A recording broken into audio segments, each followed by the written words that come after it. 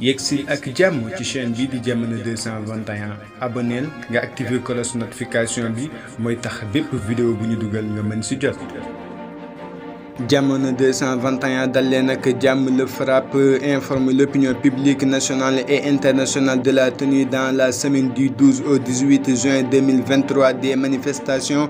dénommées Yoon Dafa Jeng partout sur le territoire national et dans la diaspora. mooy maanaam ñoom waa FRAPP France Dégage dañoo woote rek manifestation goo xamante ni que dañoo bëgg mu daal di durer une semaine, waaye nag manifestation yooyu goo gilee ñu ngi koy woote ci biir réew mi ak bitim réew dippee ka nag Yoon Dafa Jeng. ñoom ñi leen nag gannaaw loolu li am na ay poñ yoo xamante ni daal dinañu koy souligner ngir rek daal di koy yeggee sénégalais yi mooy maanaam ngir ñu daal di mobiliser wu rek contre troisième candidature gi nga xamante ni Macky bëgg na ko def, waaye tamit bañ a yokk itam mandat bi nga xamante ni ci la nekk jamono ji, waaye tamit bokk na ci seen i kaddu ñu daal di libérer rek képp koo xamante ni détenu politique nga, waaye tamit yoon daal di jublu rek ca ña nga xamante ni jàppeef na ni dañ leen a torturer ba ñu ñàkk seen ko bakkan